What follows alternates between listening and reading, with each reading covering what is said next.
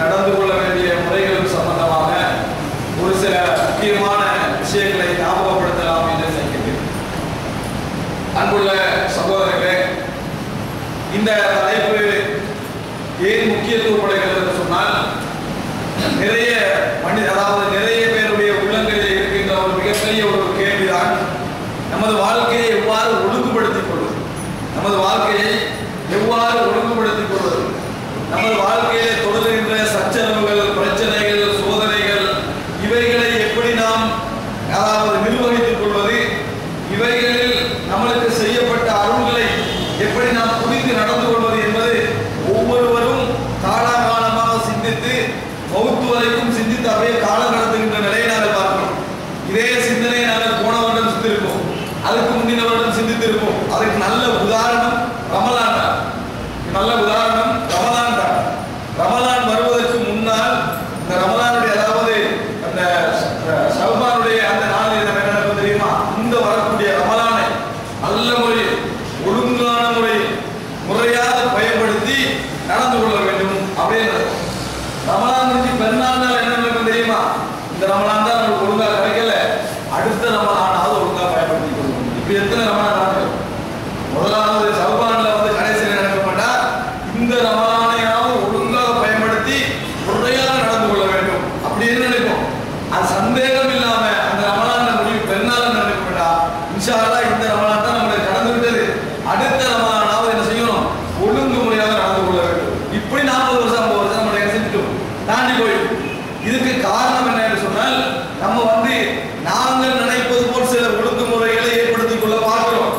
ஆனால் அல்லாஹ் ரப்பல் ஆலமீனுடைய சில அருள்கள், அவரது நிர்வாக முறைகள், சிலவைகள் தெரியாமல் நாங்கள் நடந்து கொள்கின்ற பொழுது பல இடங்களில் நாங்கள் தவறுகிறோம். அந்த அடிப்படையில் அல்லாஹ்வுடைய நியாமத்துக்கள், அல்லாஹ்வுடைய அருள்கள், நியாமத் என்று சொன்னால் அருள் என்று சொல்கிறோம். இதே அல்லாஹ் குர்ஆனிலே இன்னொரு சொல்லும் சொல்வாங்க, ஃபதுல் அப்படின்னு சொல்லுவாங்க. அதான் ஃபதுலுல்லாஹ் பேரை பாருங்க. ஃபதுலுல்லாஹ்னா அல்லாஹ்வுடைய அருளினர், அல்லாஹ்வுடைய அருளினர். அடுத்தது ஃபதுலுக்கு இன்னொரு கருத்து இருக்கு. தண்ணியை குடிக்கிறீங்க, குடிச்சிட்டு மிஞ்சுது, குடிச்சிட்டு செய்து மிஞ்சுது. அல்லது தண்ணியை குடிக்கிறீங்க, தண்ணி ஊத்துறீங்க, மேலதிகமா கொட்டுது, வெளியே கொட்டுது. இது ரெண்டுக்கு என்ன செய்வார்கள்? ஃபதுல் என்று சொல்வார்கள். மேலதிகம் அல்லது என்னது கூடுதலாக இருக்கிறது, இவைகளுக்கு பதில் என்பார்கள். அப்ப அல்லாஹ் ரப்பல் ஆலமீன் என்னது இந்த ஃபதுல் அஃதல் என்பார்கள், ஃபதுல் என்பார்கள். இவைகள் எல்லாம் அல்லாஹ் ரப்பல் ஆலமீனுடைய நியாமத்தை குறிப்பதற்காக குர்ஆன் பயன்படுத்துகின்ற சொற்கள், ரசூலுல்லாஹி ஸல்லல்லாஹு அலைஹி வஸல்லம் பயன்படுத்திய சொற்கள். அல்லாஹ் ரப்பல் ஆலமீனுடைய நியாமத், அருள் என்ன என்று நாங்கள் உணர்ந்து கொள்வதற்கு குர்ஆனையும் சுன்னாவையும் நீங்கள் புரட்டி பார்ப்பீர்கள் என்று சொன்னால், அல்லாஹ் ரப்பல் ஆலமீன் இந்த நியாமத்து சம்பந்தமாகவே மனித சமுதாயத்துக்கு, அதையும் தாண்டி உயிருள்ள அனைத்துக்கும், அதையும் தாண்டி உயிரற்றதற்கு நாம் கருதக்கூடிய ஜனங்கள் எல்லாவற்றிற்கும் அல்லாஹ்வுடைய அருள்தான் இந்த உலகம் இயங்கிக் கொண்டிருப்பதற்கு காரணம் என அல்லாஹ் தஆலா சொல்வதை நீங்கள் பார்க்கலாம். அதனால்தான் அல்லாஹ் ரப்பல் ஆலமீன் சொல்கிறார், வைன் தஅது நிஅமத்துல்லாஹி லா தஹ்சுஹா, அல்லாஹ்வுடைய நியமத்துக்களை நீங்கள் எண்ணுவீர்கள் என்று சொன்னார். ஒரு நேரம் முடிவெடுத்து நாங்க என்ன செய்யறோம்? அல்லாஹ்வுடைய இந்த உலகத்துக்கு அல்லாஹ் தஆலா செஞ்சிருக்கக்கூடிய பிளஸ், நம்ம நினைக்கிற மாதிரி உள்ள நல்லவைகள், அதாவது எங்களது பார்வையில் உள்ள அனுகூலங்கள், இவைகள் எல்லாம் நாம நினைக்க ஆரம்பிப்போம் என்றால், நமது வாழ்க்கையில் அல்லாஹ் தஆலா செய்த நல்லதுகள் என்ன, நம்மளுக்கு செய்த அருள்கள் என்ன என்று சிந்திக்க ஆரம்பிப்போம் என்றால், ஒரு இடத்துல இருந்து பட்டியல் போட்டீங்கன்னா முடிக்க மாட்டீங்க, அதை நீங்கள் முடிக்க மாட்டீர்கள். ஆனா இதை நாங்கள் இன்னொரு மாதிரி வளர்க்கலாம். அந்த இடத்துல இருந்துக்கிட்டு நம்மளோட வாழ்க்கையில் நடந்த கவலைகள் என்ன அப்படின்னு போட்டீங்கன்னா நீங்க ஒரு 20க்குள்ள முடிச்சிருவீங்க, ஒரு 20-30க்குள்ள முடிச்சிருவீங்க. ஆனா தாக்கம் உங்களை எதிரமா கூட இருக்கும், அந்த கவலைகள் கூட மனிதர்கள் உள்ளத்துக்கு தாக்கம் எதிர கூட இருக்குமென்றால், அந்த கவலைகளை நினைக்கின்ற பொழுதுதான் நான் வாழ்க்கையில மற்ற கவலை எப்படி தெரியுமா அப்படின்னு அதுலதான் என்ன செய்யும், கூட என்ன இருக்குமே ஒழிய அல்லாஹ் தஆலா அருள் நினைக்க கூடாது. இன்ஷாஅல்லாஹ் நான் முயற்சி செஞ்சுக்கிறோம், ரெண்டைக்கு ஒரு நாளைக்கு அல்லாஹ் தருவான். 50 வயசுல அதான் சொல்லிட்டு இருப்பாங்க ஒழிய தந்தான்னு சொல்ல மாட்டாங்க. தந்தானி என்னது சொல்ல மாட்டாங்க. இன்ஷாஅல்லாஹ் அல்லாஹ் தஆலா தருவான். கஷ்டம் சின்னத்திலிருந்தே கஷ்டம், சிறிய வயதிலிருந்தே சோதனைகளும் துன்பங்கள் அப்படித்தான் சொல்லுவார்கள்.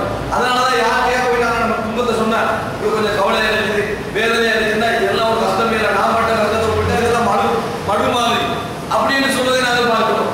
அதே நேரத்துல நம்மகிட்ட நிறைய இருக்குன்னு சொன்னா இதெல்லாம் பெரியார் ஒன்று தான் சந்தர்ப்பம் நம்மகிட்ட இல்லைன்னு சரியாயிக்கலாம். அது இல்லை என்று சொல்ல நல்லவைகள் இல்லை என்று சொல்வதிலும் கெட்டவைகள் மோசமான துன்பமானவைகள் நிறைய இருக்குது என்று சொல்வதிலும் மனிதன் நடந்து கொள்வதை நான் பார்க்கணும். ஆனா அல்லாஹ் தாலா சொல்ற நீங்க அல்லாஹ்வுடைய நியமத்துக்களை எண்ணி பார்த்தால் கணக்கிட்டு பார்த்தால் நீங்கள் அதை எண்ணி முடிக்க மாட்டீர்கள். அதை எண்ணி முடிக்க மாட்டீர்கள். இதையே நாங்க கவலைகள் சோதனைகள் என்று நம்ம துன்பங்கள் எடுத்து பார்த்தோம்னா தலைப்பு வாரியா போட்டோம்னா ஒரு 10 வரும் 15 வரும். தலைப்பு வாரியா போட்டோம்னா கடன் கஷ்டங்கள், அதே போல நம்ம என்னது இன்னும் சொல்வது அடிகள், உதாரணமா வறுமை, இப்படி கொண்டு 10 15 வரும். நஷ்டம் அப்படின்னது 10 15 வரும். நியமத்தை எடுத்தீங்கன்னு சொன்னால் நிறைய வரும் என்று அல்லாஹ் ரப்பல் ஆலமீன் மனித சமுதாயத்துக்கு செய்த நியமத்தை சொல்லிட்டாங்க. அது மாத்திரமல்ல அல்லாஹ் ரப்பல் ஆலமீன் மனிதன் இந்த நியமத்தை உணர்வதில்லை என்பதை பல இடங்களில் அல்லாஹ் உதாரணம் சொல்றார். கலீலும் மின் இபாதியஷ் ஷக்கூர், எனது அடியார்களில் நன்றி செலுத்தக்கூடியவர்கள் கொஞ்சம் தான். எனது அடியார்களில் நன்றி செலுத்தக்கூடியவர்கள் கொஞ்சமாகத்தான் இருக்கிறார்கள். அதுக்கு என்ன காரணம் தெரியுமா? நல்லதை உணர்வு, கெட்டவைகள் சோதனைகள் தான் ஒரே உணர்வு. வல் ஆதியாத்தி தபஹா, அந்த சூறால அல்லாஹ் தஆலா சொல்றான் இன்னல் இன்சான லிரப்பிஹி லகன். நிச்சயமாக அந்த வசனம் இருக்கிறது. அதை நீங்க அரபு மொழியில பாத்தீங்கன்னா ரெண்டு மொழிகள் பாருங்க, நிச்சயமாக மனிதன் தன் இறைவனுக்கு நன்றி கெட்டவனாக இருக்கிறான். ஆனால் அந்த வசனம் அதை விட அழுத்தம். இன்ன அரபு என்னது அழுத்தத்தை தான் சொல்றது. நிச்சயமாக இன்சான லிரப்பிஹி கானி அப்படின்னு சொன்னால் நன்றி கெட்டவன். கனூது அரபுல எங்கேயா பயன்படுத்தினான்னு சொன்னாங்க அது மிகவும் நன்றி கெட்டவன், மிகவும் நன்றி. அவன் நிச்சயமாக மிகவும் நன்றி கெட்டவன். அதையும் தாண்டி லாபன்னு போறாங்க. என்னது லக்கனு, லக்கனு அதுலயும் அதுலயும் என்னது கொஞ்சம் அழுத்தம் மட்டும். அப்ப இன்னல் இன்சான லிரப்பிஹி லக்கனு, நிச்சயமாக மனிதன் தன் இறைவனுக்கு மிகவுமே நன்றி கெட்டவனாக இருக்கிறான். அது மாத்திரமல்ல வைன்னஹு அலா தாலிக லஷஹீத், அவனே அதற்கு சாட்சியாகவும் இருக்கிறான். அவன் நன்றி கெட்டவன் என்பதற்கு அவனே அதற்கு சாட்சியாகவும் இருந்து கொண்டிருக்கிறான் என்று அல்லாஹ் ரப்பல் சொல்றான். வைன்னஹு காரணம் என்ன தெரியுமா? அவன் நன்றி கெட்டவனுக்கு சாட்சி என்பதற்கு என்ன காரணம் தெரியுமா? வைன்னஹு லிஹுப்பில் கைரி லஷஹீத், நல்லது கிடைக்கணும், நல்லவை கிடைக்கணும், சார்பானவை நடக்கணும் என்பதில் கட்டும் கவனமாக இருக்கிறான். அதுல மட்டும் என்னது கடுமையான கவனமாக அவன் இருக்கிறான் அப்படின்னு அல்லாஹ் சொல்றான். இதையே இன்னொரு சூறால எப்படி சொல்றாங்கன்னா, மனிதனுக்கு ஏதாவது துன்பங்கள் வந்தால் கான ஜஸுவா பதறி விடுகிறான். அதே நேரத்தில் வைதா வஸ்ததுல் கைரு மன்மா, நல்லது நடந்தா படுத்துக் கொள்கிறான். நல்லது நடந்த உடனே மனுஷனுக்கு முதலாவது கற்பனை என்ன தெரியுமா? அதை அனுபவிக்கிற மனதில்லை, ஓய்வு.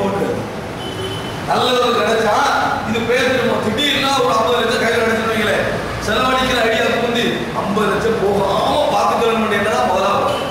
இது போகாம 60 வருஷம் வரைக்கும் இதை எப்படி நம்ம வச்சுக்கிறது? அதனால் மனுவா கொடுக்காமல் தடுக்கக்கூடியவனாக இருக்கிறான். தீங்கு நடந்தால் பதறக்கூடியவனாக இருக்கிறான். அல்லாஹ் சொல்றான். இதெல்லாம் எந்த விசாரித்து சொல்லுவாங்க. நியமத்தை பொறுத்தவரைக்கும் இந்த நியமத்தை நாங்கள் சரியாக புரிந்து கொள்ளாதனால வந்த விசாரித்தாங்க, உணராதனால வந்த விசாரித்தாங்க. அன்புள்ள சகோதரர்களே, இது முதல் அம்சம். அல்லாஹ் என்ன சொல்றார்கள்? மனித சமுதாயத்துக்கும் ஒவ்வொரு தனிப்பட்ட மனிதனுக்கும் ஏராளமான நியமத்துக்கள் அல்லாஹ் செய்திருப்பதனால உலகம் இயங்கிக் கொண்டிருக்கிறது. ஆனால் மனிதன் நன்றி கெட்டவனாக இருக்கிறான், உணராமல் இருக்கிறான் என்று அல்லாஹ் சொல்றான். முதலாவது அம்சம், அல்லாஹ்வுடைய நியமத்தால் தான் இந்த உலகம் இயங்குகிறது. இரண்டாவது என்ன என்றால், இந்த உலகத்திற்கு அல்லாஹ் செய்த நியமத்துக்களை குர்ஆன் சுன்னாவில் தேடி பார்த்தா 3 அம்சங்களை நீங்க பார்க்கலாம். 3 அம்சங்கள். அது என்ன? முதலாவது பொதுவானவை. அல்லாஹ் தஆலா மனிதனை அந்த செட்டப்பில் படைத்திருக்கிறார். அதனால அதை யாரும் நியமத் என்று நினைக்கிறது. அத நியமத் என்று நினைக்கிறா மனிதனுடைய போக்கே அப்படிதான். அல்லாஹ் அப்படி அமைத்திருக்கிறார். ஆனா அல்லாஹ் தஆலா என்ன சொல்றான்னா, அப்படி அமைச்சதே நியமத்து தான். உங்களே அப்படி அமைத்ததே நியமத்து என்று சொல்றார். முதல் வகை அது என்ன? முதல் வகை தெரியுமா? அல்லாஹ் ரப்பல் ஆலமீன் குர்ஆன்ல சொல்றார், வஜஅல்னா நௌமக்கும் சுபாதா, உங்களது தூக்கத்தை உங்களுக்கு ஓய்வாக ஆக்கினோம். இதை யாராவது நியமத்தை நினைக்கிறவா? தூக்கத்தை ஓய்வா, ஏன்னா மனிதன விதியில அம்பிட்டாச்சு தானே. உலகத்தில் அறவாசி இருட்டாகினா எல்லாரும் பாய்க்கு போயிடணும் அப்படின்றதும் எல்லாரும் கட்டளைக்கு போயிடணும் என்பதும் அல்லாஹ் எழுதின விதி. உலகத்துல பெரிய மாநாடு கூட்டி இதற்கு பின்னால் இரவாகினால் நாங்கள் எல்லாம் தூங்க வேண்டும் அப்படி யாராவது முடிவெடுத்தாங்களா? முடிவு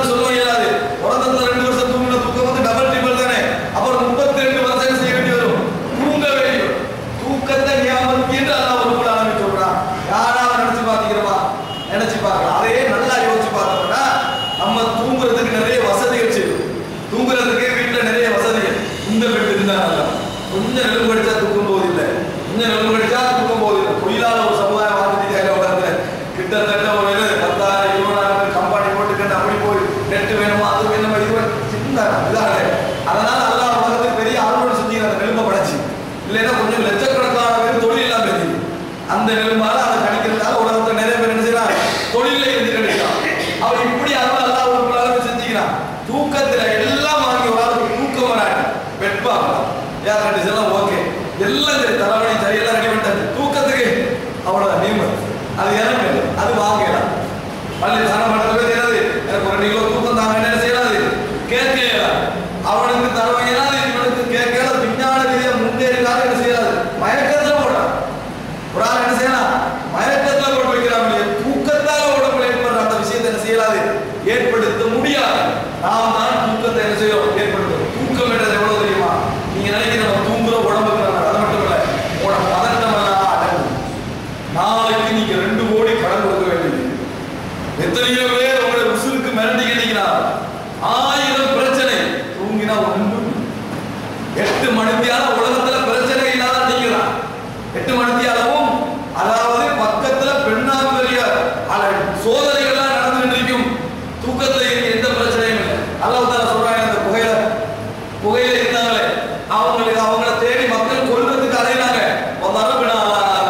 காதுகளில் அடித்தோம் காதல தூக்கத்துக்கு பேசி அப்ப காதுகள் அடிச்சோம் அல்லாஹ் சொல்றான். அப்ப அது என்னது, அந்த காதுகள்ல சத்தம் கேட்காம இருக்கிறதுனால அவனுக்கு என்ன செய்யுது, தூக்கம் போகுது.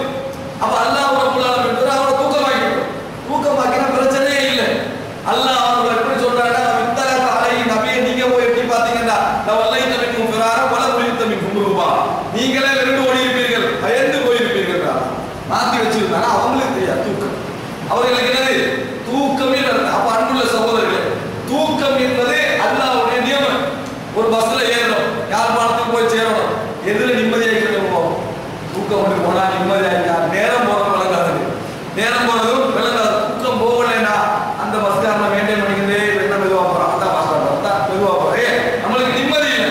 தூக்கிட்டோம்னா நிம்மதி. அல்லாஹ் ஒரு வசனத்துல இல்ல, குர்ஆனை விரும்பி பாருங்க, தூக்கத்தை நியமத்தை எப்படி திருப்பி எல்லாம் சொல்றாங்க குர்ஆன்ல. இது என்னது, மனிதன விதி. ஆனா அது நியமத்தை பொது நியமம். இதை யார் நியமத்தை நினைக்கிறோமா,